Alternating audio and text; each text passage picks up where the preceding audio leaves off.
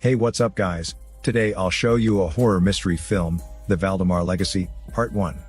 Spoiler ahead, watch out and take care. The movie begins with a secretary rushing into her boss's office because of an urgent situation. She informs the boss that there's trouble with the Valdemar mansion. The mansion's pieces of furniture are up for auction, but the former appraiser they assigned failed to give an update. Therefore, the secretary receives a call from the chairman, who orders her to provide a full report of the estate being valued and catalogued by Monday. The boss then checks their timeline and realizes the former appraiser lost contact with them 20 days ago. They suspect he ran off with an antique and sold it by himself. So they have no choice but to contact Luisa, another appraiser under the creative department. Meanwhile, Luisa rests at home with her cat until her doorbell rings. She receives flowers, a gift, and later, a portfolio about the Valdemar mansion.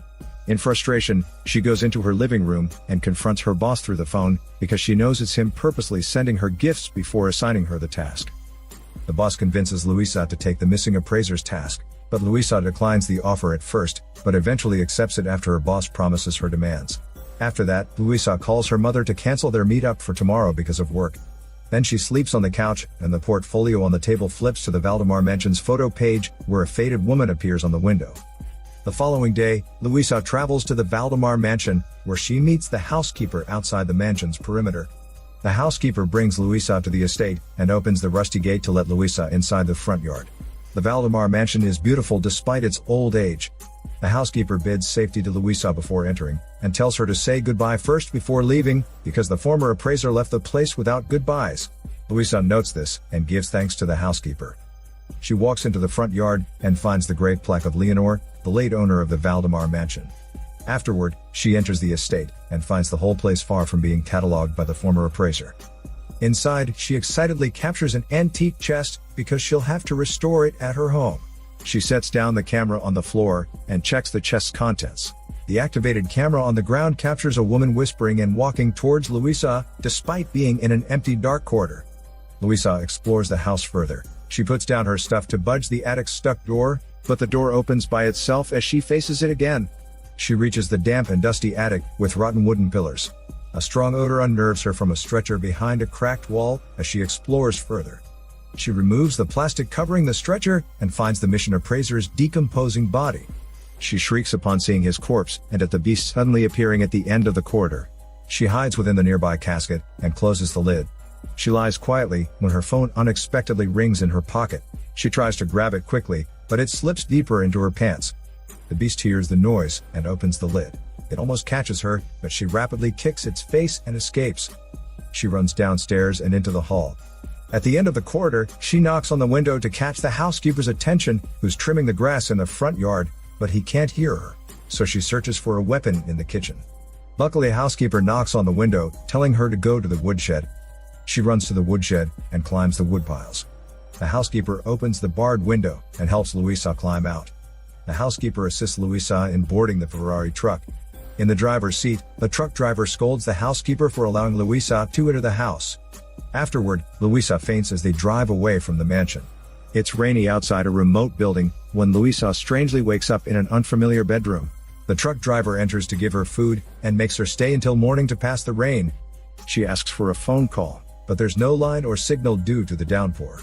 She then asks about a body on a stretcher, when he retrieved her belongings from the mansion, but he said no. Meanwhile, the company chairman fetches the detective from the airport, because Luisa disappeared with no trace. However, a man in a suit follows their car for unknown reasons. The chairman explains to the detective that he intends the two appraisers' disappearances hidden from the press and police, just for reputation's sake. The chairman drops off the detective at a train station, to meet the Valdemar Foundation president for the investigation.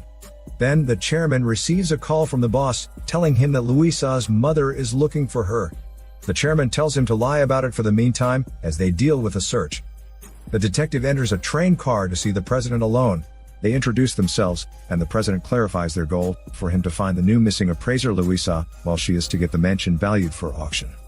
Afterward, she narrates the Valdemar mansion's history, based on Lazzaro and Leonor Valdemar's detailed diary, and the past unravels into the detective's mind. 100 years ago, Leonor met Lazzaro, who was in prison for an alcohol-related violation. Leonor helped him rehabilitate. Leonor ran an orphanage, while Lazzaro was a photographer. Leonor was prohibited from bearing a child due to health concerns, so they worked hard to earn money to be able to adopt one of their orphans someday. At first, the couple and the orphans were happy in their mansion, until Lazzaro got bored with family photography. So with the butler's help, Lazzaro experimented with optical illusion, diffusion, black backgrounds, and double exposure, which led them to discover physic photography. It was as if they were taking photos of ghosts, but it was only a trick. Besides the mechanical floating table, Lazzaro fooled the bereaved families participating in his seance scheme with physic photography. While enacting the table trick, the butler would capture a photo, revealing a ghostly deceased member in the image. Their seance was a success that the couple became among the wealthy folks in town. One night, Leonor achieved coitus with Lazzaro, despite being prohibited from pregnancy. It was a typical day of seance work, until the journalist caught their little scam. So he blackmailed the couple, wanting to join their scheme to receive a handsome payment, or else he'd expose they were a fraud. Leonor defended their purpose, saying the earned money from their seance was for the orphan's better life. But the journalist only wanted money for himself. Lazzaro was through with the journalist's nosiness and selfishness, so he dragged him out of the house and declined the offer. The news exposing the couple's fraud seance spread like wildfire after 2 days, and the media's influential power caused most people to avoid and distrust them. Although, there were still some who kept their confidence in the two. The police captured Lazzaro, and Leonor was heartbroken as they dragged him away. After 2 days, Leonor's colleague visited to console her. Leonor shared that she sent their butler to learn about Lazzaro's status. The butler eventually arrived home, and said that Lazzaro was detained until the trial. But he still asked what Leonor's been doing, despite his dire situation. The butler apologized because he couldn't give Lazzaro his medicine for his delicate liver, which would be vulnerable to even a drop of liquor. She'd been secretly giving the medicine, because Lazzaro refused to take treatment. So Leonor visited the gentleman's club. She approached the superintendent dining with the journalist, and addressed Lazzaro's liver treatment refusal. But the superintendent reasoned that the police physician decided to prevent the risk of unknown items brought from outside, which might lead a convict to commit suicide. However, Leonor demanded to speak with the police physician, but the superintendent got offended. However, he still told her to send a doctor's approval letter to the dispensary. But Leonor knew it would take longer. The journalist intervened, saying that it's not the police's fault because they too keep secrets from each other. Then, Leonor read the newspaper headline, questioning her ability to run an orphanage. So she defended that she'd been saving orphans from misery, and it was cruel for the press to destroy their name. The journalist stood to stop Leonor from her speech, but she only slapped him for his audacity after blackmailing Lazzaro. The superintendent intervened to escalate the tension and asked the guards to drag Leonor out of the club. While commotion occurred in the room, the magician was getting his shoes cleaned by a shoe shiner behind the curtain. He listened intently to Leonor and the superintendent's conversation outside, and asked the shoe shiner where Lazzaro's imprisonment location was. Afterward, the magician visited Lazzaro in prison, where he told the guard that he was Lazzaro's lawyer. The guard believed him, and gave him 2 minutes to speak with him. The magician entered Lazzaro's cell, and introduced himself as someone who could help him be freed from prison. However, Lazzaro doubted that the magician could do anything about his serious case. But the magician convinced Lazzaro to trust him, and that he would be home in time with his wife. In 2 months, the magician devised a plan to imprison the journalist to ruin his credibility, since he caused Lazzaro's imprisonment. First, he hired a courtesan to lure and seduce the journalist, which led the two to get drunk and get busy in bed. However, the courtesan was not drunk but wide awake, and imprinted the journalist's apartment key in a lump of clay duplicated. Second, they spread rumors that circulated quickly among the people. The journalist was summoned to his own home, because his neighbors called the police when they heard a woman screaming in his apartment. The police ordered the journalist to open the apartment, where they found the courtesan disheveled, gagged, and tied up on the journalist's bed. The journalist defended himself, and even insulted the courtesan. But because of the scandalous crime, the people lost their trust in the journalist as he was imprisoned. Lazzaro was liberated in no time, thanks to the magician. The butler fetched Lazzaro from the police station, and while en route to the Valdemar mansion, the butler shared that Leonor couldn't come because of her condition. Lazzaro smiled, as he knew what the butler meant.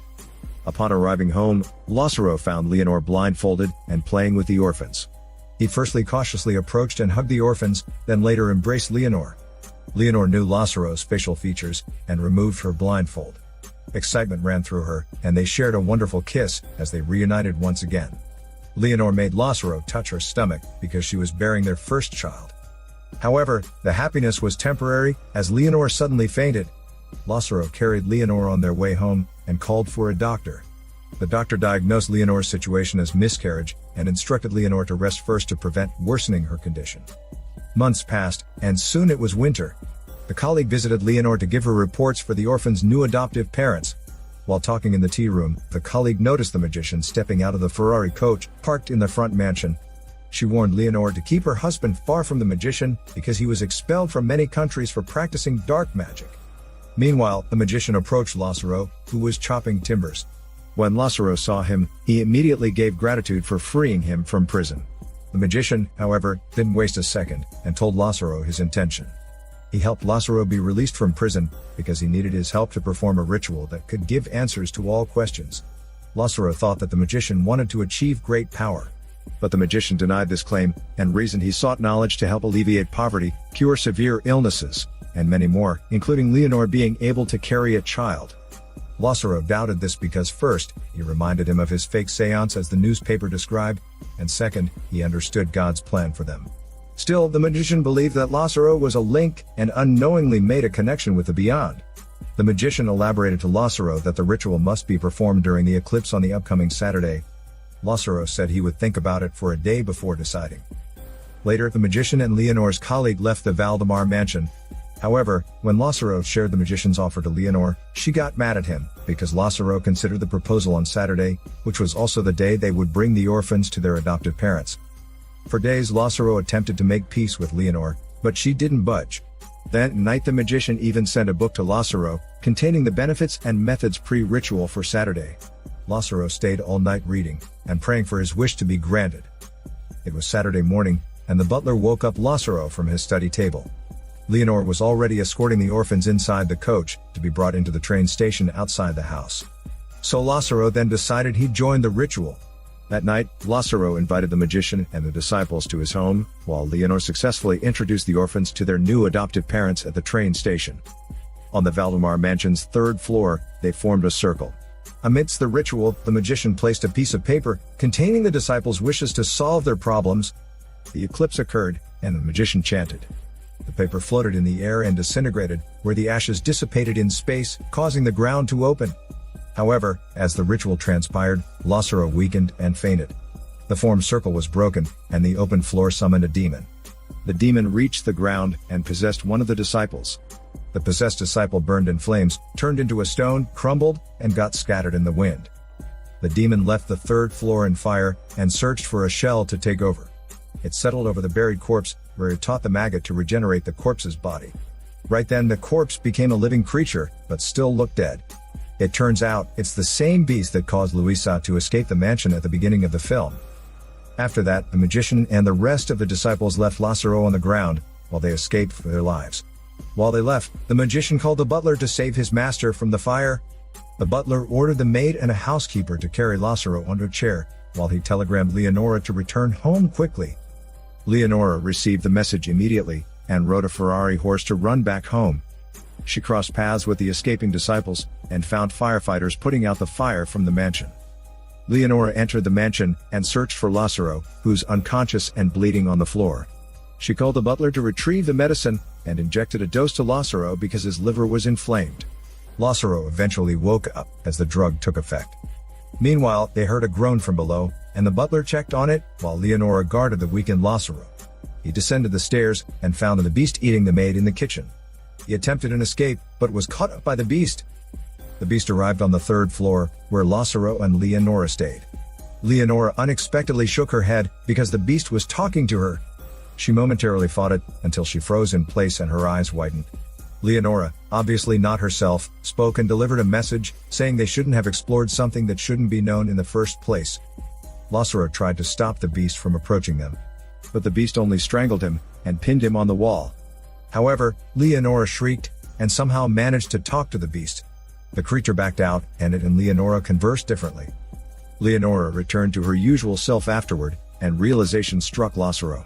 Leonore was the link all along and not him, and she was the only one who could stop the creatures from interfering with Lazzaro.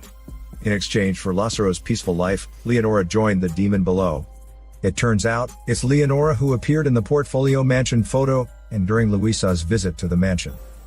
Lazzaro attempted to bring Leonora back countless times, but to no avail. In the end, Lazzaro took Leonora's lifeless body and buried it in front of their house.